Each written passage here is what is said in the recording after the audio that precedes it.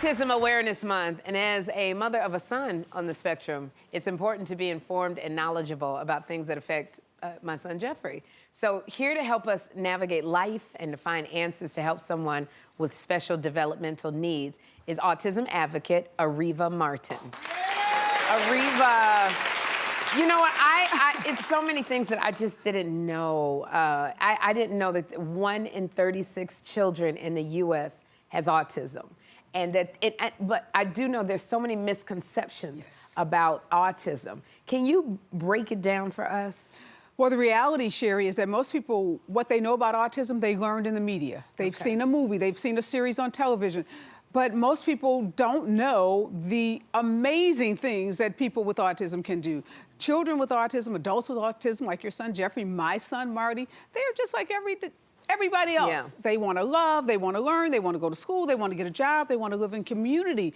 They learn differently. They have special needs. And we as a community, when we learn how to teach them, and we learn how to get into their world, we can then see them thrive in ways that are just incredible. Okay, I love. Now I know you've been an advocate for a long time, for years. What led you to working, you know, to get to work on autism? Okay, you're dating me, Sherri, but okay, I didn't mean to do it that way, girl. But my son, Marty. Yeah. You have Jeffrey, I have Marty. Marty was diagnosed with autism when he was 2. I'm a civil rights lawyer. I thought this would be a walk in the park, right? I can figure out everything I needed to for Marty because I'm a lawyer, I run a law firm. Boy, was I wrong. I was so devastated by the diagnosis, so many questions, not a lot of answers. Google, get millions and millions of hits online, so much stuff was wrong, so much misinformation, disinformation. So I had to just throw myself in. I had to learn everything I could about autism, what it meant, how to get Marty a good education, how to get him medical care, how to build a life for him. I had 2 daughters already, so I knew how to parent my neurotypical kids, but I had to learn how to be a good parent to Marty, and that's what led me to advocacy for not just him, but for others.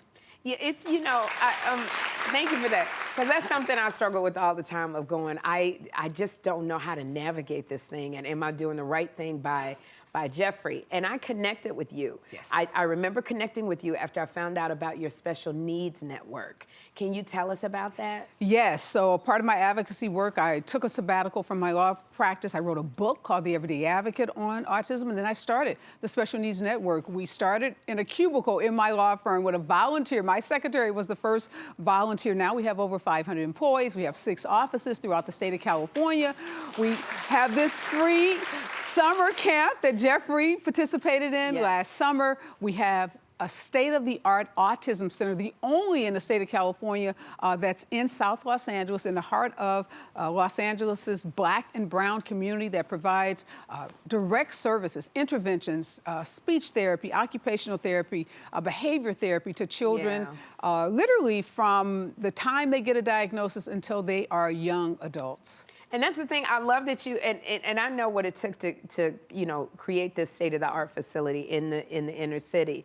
And it's hard for parents, Areva, because it's, you don't know where to turn. Like, it can be overwhelming. There's so many families, and I'm over here in this position, and I was completely overwhelmed of, you know, how do you find the resources? And the fact that you created this is all of the resources in one place. Does that happen with a lot of parents? We all feel completely overwhelmed. We all, at times, feel alone. There's a lot of isolation. A lot of parents, because of the stigma, won't talk about it. They won't share what's happening with their child, which is why I am so personally grateful to you and to your bestie, Kim Whitley, for introducing us, because when you use your huge platform to talk about it, you destigmatize it. You make it okay for other people to talk about it. And that is so important. You know, thank you. It just, you know, having a child with autism, it's hard because there were signs early on that I knew as a parent something is not right. But I know there were people in my life that said, that boy is fine. You know, you got to pray about it. He's fine. You got to expect more. And I felt like the crazy one.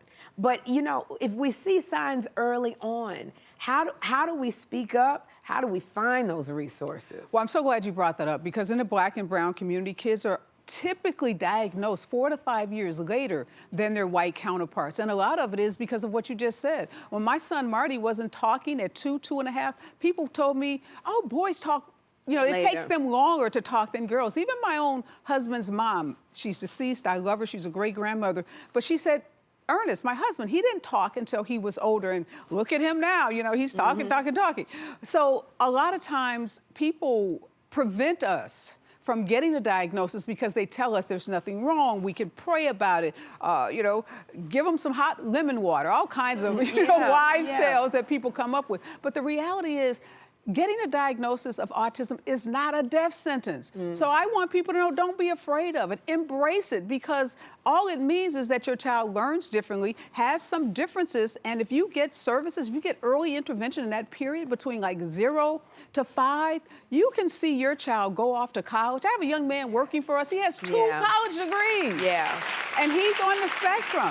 And I think, and you know, and I think about, because my son was diagnosed at about 17, you know, had I known earlier, it might have been different, but I don't pay attention to that. We move forward with that. But, you know, at 19 years old, he's past the cute phase. You know, and I say past the cute phase because when you're younger, people go, oh, I got patience with you. You know, I want to help you. Oh, you're so cute. Now he's 19. He looks like a grown man. It's very, very different.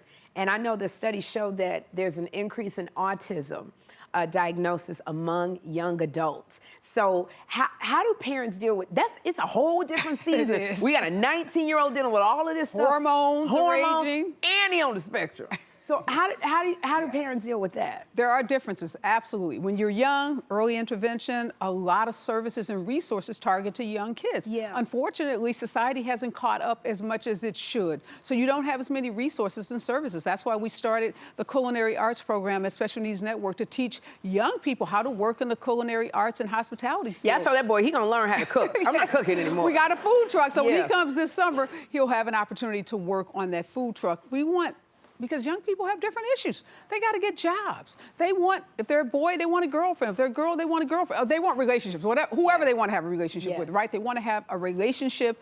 A lot of them want to get married. They want to have families. But there are issues of safety and security, and that has to be paramount for families. And sometimes parents may have to decide to do a conservatorship because their child might appear neurotypical. They may have a lot of great skills, but their decision-making, their reasoning, their discernment is off, and they may not be able to protect themselves. And people will see their vulnerabilities and will exploit them and take advantage of it. So it's really important for parents to assess, how independent can my child be? And if they can be independent, then you got to give them some independence, Mom. I know it's hard and sometimes it's challenging, but you got to let them grow up, because Jeffrey is 19 and he wants to do everything that every other 19-year-old wants to do, from rap concerts to video games to going on trips with his friends. Girl, he went to one rap concert. He said, Mom, it smelled funny the whole concert. I was like, oh my God.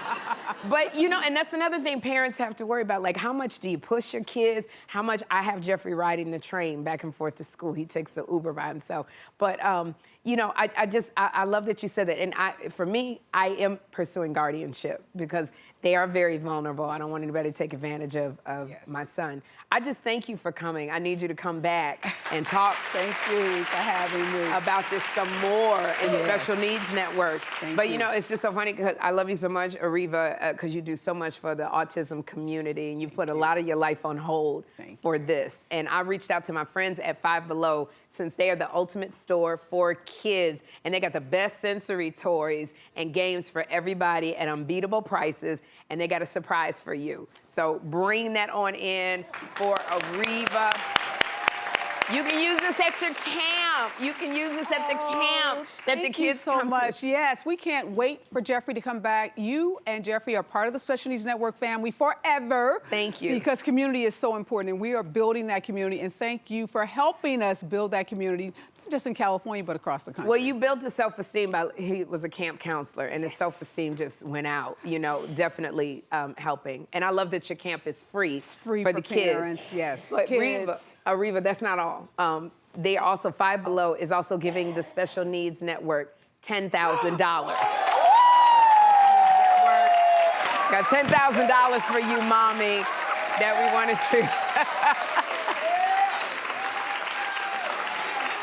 Because I am just so blown away, like at the camp, you created a free program for kids, and the parents just kept saying, I can go to work and I can trust that my child will be okay during the summer. That just touched my heart so much. So thank you, Areva. Thank you so much for being here and for what you do. For more info on Areva's Special Needs Network, go to sherryshowtv.com. We're gonna have a good time. We're gonna have a good time.